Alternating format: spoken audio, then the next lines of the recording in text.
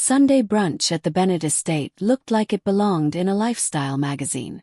The massive dining table, carved from dark mahogany, gleamed beneath imported crystal flutes as sunlight poured in through towering windows. Every oil painting on the walls, hand-picked by my father, seemed less like art and more like a loud announcement of his net worth. Victoria, my sister, occupied her usual seat of privilege, radiant in a couture ensemble. I, meanwhile, had opted for a plain black blazer and tailored pants. Nothing flashy, nothing that begged for approval. "Another mimosa, Miss Bennett?" the housekeeper asked politely. Victoria gave a dismissive nod without looking up.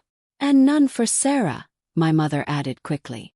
"She still has to drive back to her apartment." The word dripped with quiet judgment. Under the table, I glanced at my phone. A message from my executive team confirmed the Global Towers deal was moving exactly on schedule. My father set his silverware down with deliberate authority. "Now," he said, clearing his throat, "your grandfather's estate has officially been finalized."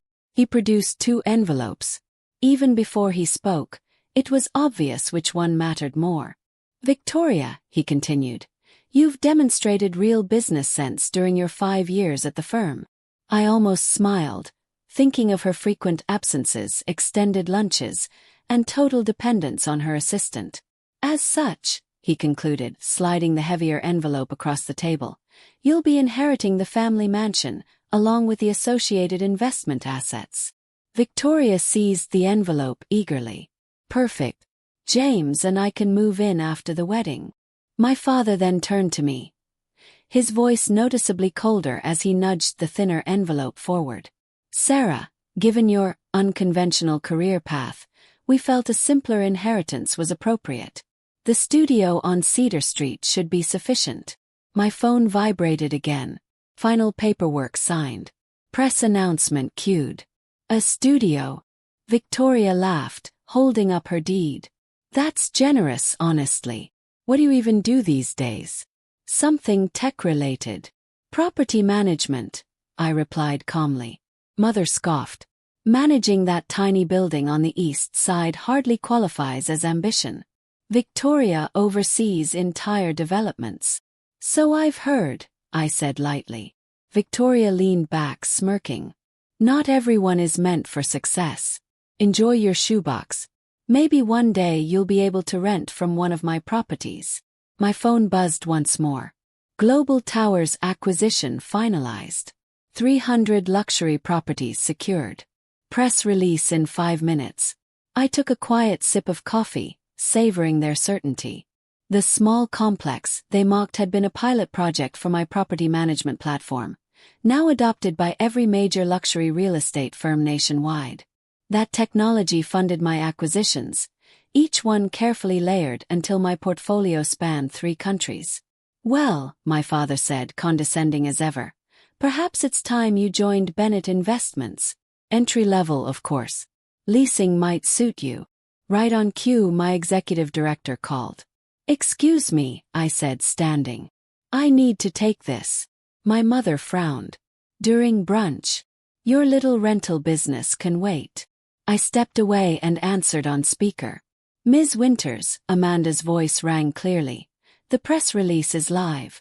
The Global Towers acquisition is complete. All 300 luxury properties are now under your ownership, including Bennett Investment Holdings." I turned back toward the table. Every face had gone still. "Thank you, Amanda," I said evenly. "Proceed." Victoria's mimosa slipped from her hand, champagne soaking the mansion deed. Now officially mine.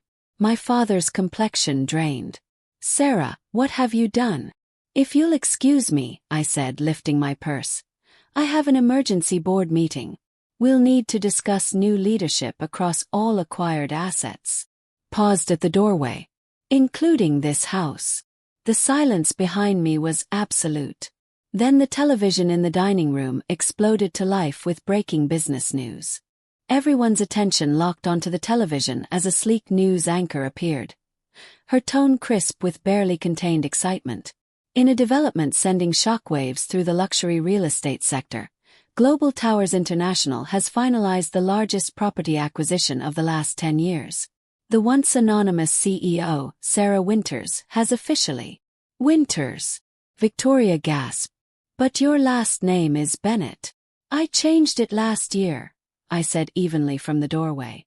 I didn't want family connections influencing my business.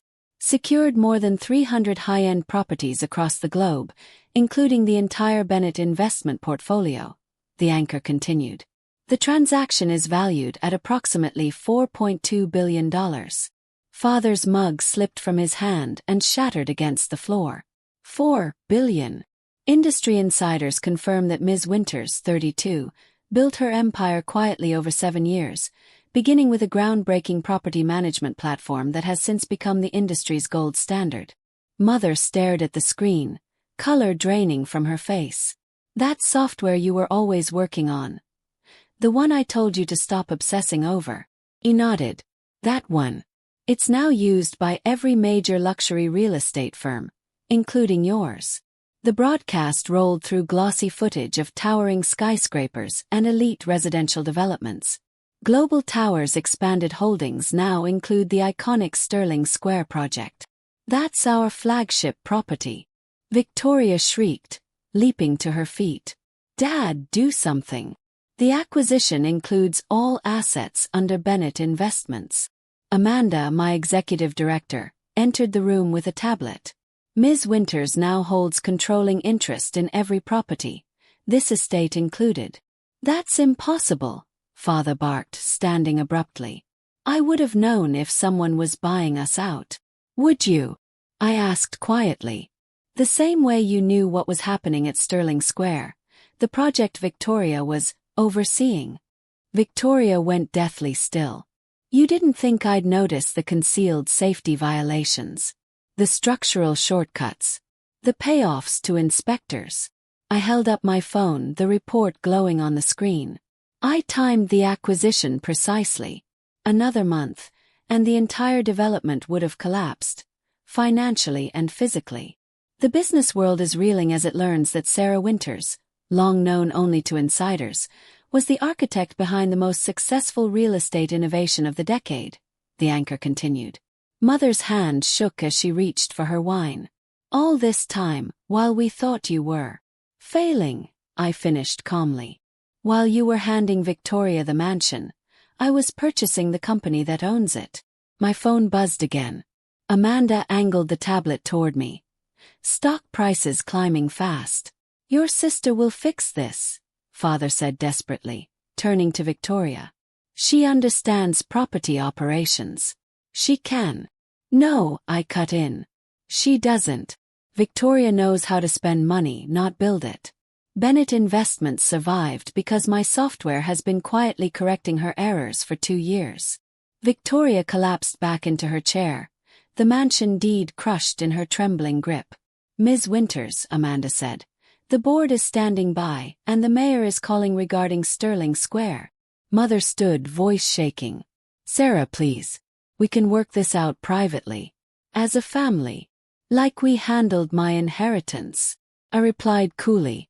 My career. The years you dismissed my work as a distraction. The screen shifted to my official corporate portrait, taken just a week earlier. Analysts estimate Ms. Winters' personal net worth now exceeds $7 billion, making her one of the youngest self-made female billionaires worldwide. Father reached for the papers in Victoria's hands, his fingers unsteady.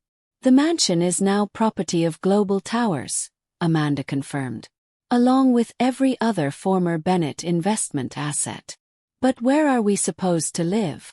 Victoria whispered, her confidence completely gone.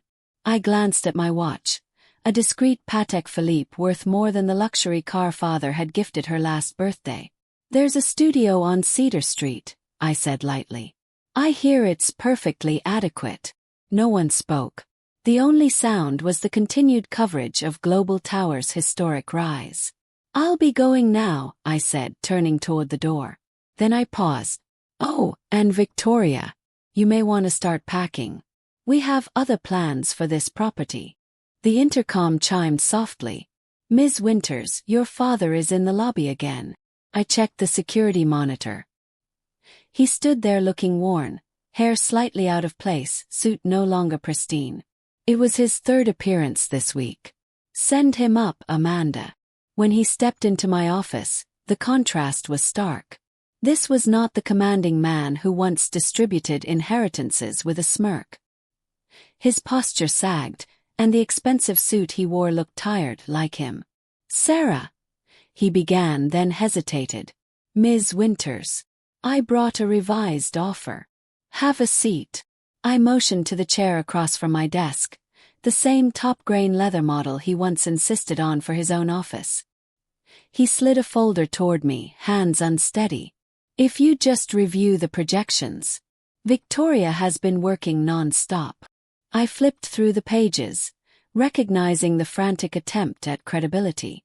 Victoria worked on this. Or did you pay someone to make it for her? He said nothing. The Sterling Square disaster alone would have sunk Bennett investments within the year, I said, closing the folder. Between the safety violations and pending lawsuits, everything grandfather built would have collapsed. We can still recover, he said quietly. Just return partial control. Like the studio apartment, you gave me that. I arched a brow. That wasn't generosity. It was fair market allocation. And it's irrelevant now. Sterling Square reconstruction begins next week, under competent oversight. My phone vibrated. I glanced at the message and allowed myself a small smile.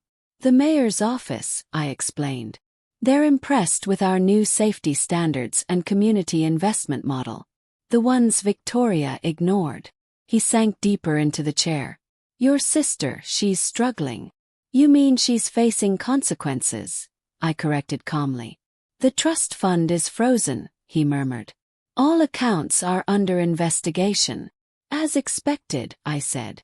Acquisitions of this size tend to expose inconsistencies.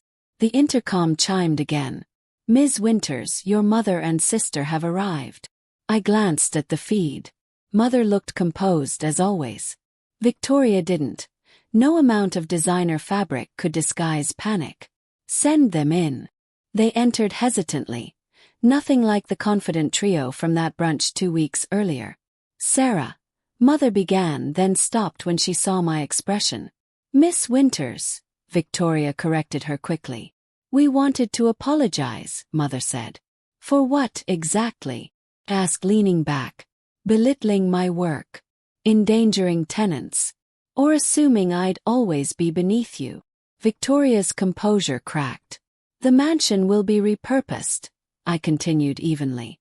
It's becoming a technology and innovation hub, focused on supporting women founders. Support I never received. But where are we supposed to go? Mother asked, voice trembling. Tapped my desk. A holographic display flickered to life, showing available listings. Global Towers has several apartments open for lease. Market rates apply. I smiled faintly. The Cedar Street studio is still available. You can't be serious, Victoria snapped. After everything. I finished for her. Think of it as tuition. A lesson you should have learned long ago. Never underestimate quiet competence. I stood straightening my Armani jacket. I have a board meeting. Amanda will walk you through the options.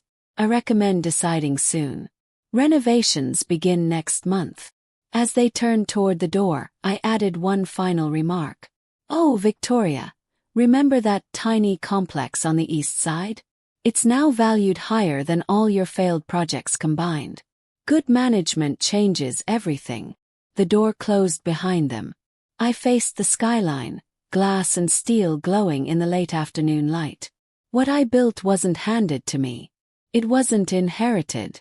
It was earned, through patience, intelligence, and the quiet resolve to succeed without permission. My phone buzzed again. Forbes cover confirmed. Next month. The Property Empress. How Sarah Winters built a global real estate powerhouse while no one was watching. I smiled, recalling all those family meals where my work was dismissed as a hobby. Now, in my penthouse office, watching them leave on the security feed, I understood something clearly. The best revenge isn't just winning. It's winning so completely they never see it coming. I lifted my plain coffee mug, no crystal, no pretension, and raised it to the reflection in the glass. To the studio apartment, I murmured. And what it became. Outside, the sun dipped low, casting gold across the skyline and the Global Towers logo, now stamped on buildings that once bore the Bennett name. Sometimes the smallest beginning creates the largest legacy, especially when no one expects it.